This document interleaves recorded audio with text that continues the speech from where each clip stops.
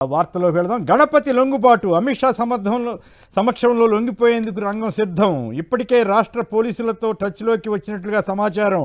Safe package కల్పించడంతో Nepal నుంచి ఢిల్లీకి, హైదరాబాద్లో దేవ్జీ లొంగిపోయినప్పుడే గణపతి ప్రస్తావన. తాజాగా ఢిల్లీలో కేంద్ర హోంమంత్రి అమిత్ షాతో CM Revanth, DGP SIB chief భేటీ. మావోయిస్టు అగ్రనేత లొంగుబాటుపైన చర్చ అంటూ చాలా సంచలనమైన వార్త. గణపతి మొత్తం అత్యంత కీలకమైన వ్యక్తులు ఒకరు. ఆయన గనక రేవంత్ ద్వారా అక్కడ కేంద్ర ప్రభుత్వానికి దగ్గర లొంగిపోతే రేవంత్ గారికి కూడా మంచి ఖ్యాతి వస్తుందని చెప్పాల్సి ఉంటుంది. అలాగే ఇక పెద్దలు వేయించేశారు. రాజ్యసభ అభ్యర్థిగా వేం నరేంద్ర రెడ్డిని ఎంపిక చేసిన కాంగ్రెస్ అధిష్టానం.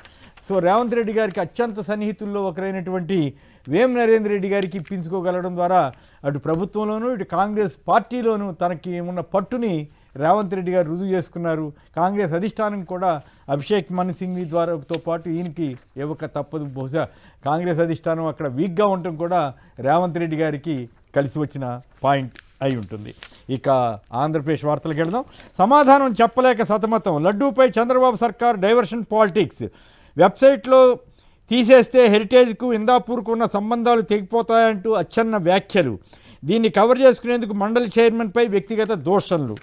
అచ్చోసిన మతద్వేషం, మండలి చైర్మన్పై మంత్రులు, టీడీపీ ఎమ్మెల్సీల ప్రవర్తన అరాచకం. సమాధానం చెప్పలేక సతమతం. దేవుడిపై భక్తి ఉన్నవారు ఇలా చేస్తారా? సీఎం చంద్రబాబుపై వైసీపీ అధ్యక్షుడు మాజీ సీఎం జగన్ ఆగ్రహం. టీటీడీ నిర్వహణలో చంద్రబాబు సర్కార్ తీరుని ఎండగడుతూ ఎక్స్లో జగన్ పోస్ట్. అడ్డదారుల్లో మరింత పతనం, రాజ్యాంగపరమైన పదవిలో ఉన్న చైర్మన్ మోషన్ రాజు పదవికి మతం రంగు పులుముతారా అంటూ, దళిత వర్గానికి చెందిన మండలి చైర్మన్కు మరోసారి అవమానం అంటూ, ప్రోటోకాల్ పాటించకుండా ఆహ్వానించకుండా పలుమార్లు అవమానం. దళిత నేత చైర్మన్ స్థానంలో ఉండడం సహించలేకపోతున్న అధికార పార్టీ. హిందువులని చెప్పుకోవాల్సి రావడం బాధాకరమన్న మోషన్ రాజు. టీడీపీ ఎమ్మెల్సీల ప్రవర్తన అవమానకరంగా ఉందన్న బొత్స సత్యనారాయణ, మేరుగు నాగార్జున, టీజేఆర్ సుధాకర్ బాబు. అచ్చెన్నాయుడిని బర్తరఫ్ చేయాలని డిమాండ్. ఇక ఎల్లో మీడియా ఈ వార్తలు ఏమి రాయకుండా చాలా జాగ్రత్త పడి ఈనాడు, ఆంధ్రజ్యోతి ఎంత ప్రమాణరహితంగా పత్రికా విలువల్ని పూర్తిగా దిగజారుస్తూ, సరే వాళ్ళు తెలుగుదేశం పార్టీ మాబోటి వాళ్ళం 82లో స్టార్ట్ అయినప్పుడు ఏ స్థాయిలో ఉంది, ఎట్లా ఉంది అవన్నీ చూసిన వాళ్ళం. ఇప్పుడు ఈ స్థాయికి దిగజారిపోవడం చాలా బాధ అనిపిస్తుంది. ఒక రాజకీయ పార్టీ ప్రజల కోసం, ప్రజల అవసరాల కోసం, ప్రజల సంక్షేమం కోసం పనిచేయాల్సిన పార్టీ చివరికి ఇప్పుడు మతం పేరుతో విద్వేషాలు నింపడానికి ప్రయత్నం చేస్తోందంటే, కులం పేరు పెట్టి, మతం పేరు పెట్టి, ఏకంగా మామూలుగా పక్క వాళ్ళనే మనం అడగకూడని విషయాల్ని ఏకంగా అసెంబ్లీలోనూ అట్లాగే కౌన్సిల్లోనూ అడిగే పరిస్థితి, బయట కూడా అడిగే పరిస్థితి. చంద్రబాబు గారు కూడా గతంలో కొన్ని అట్లాంటి వ్యాఖ్యలు చేశారు. ఇప్పుడు ఏకంగా కౌన్సిల్లో అచ్చెన్నాయుడు గారు చేస్తున్నారు. ఎటుపోతోంది ఆంధ్రప్రదేశ్ సమాజం?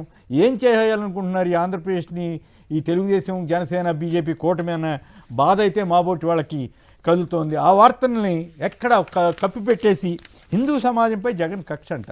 ఎవరు? ఈనాడు వాళ్ళ హెడ్డింగ్ అండి.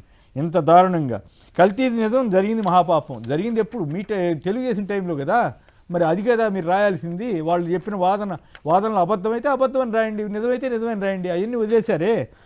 ఇక ఆంధ్రజ్యోతి, లడ్డూపై రచ్చ, కల్తీ అంశం వదిలి వైసీపీ వేరే అంశాలు ప్రస్తావించిందంట. ఏం అంశాలు ప్రస్తావించింది చెప్పారు కదా. 2026లోనే మీరు గవర్నమెంట్ వచ్చిన తర్వాత, 2024 గవర్నమెంట్ వచ్చిన తర్వాత జరిగిన శాంపుల్స్లోనే కదా తీసిందని వాళ్ళు ఆధార సహితంగా చూపించారు కదా.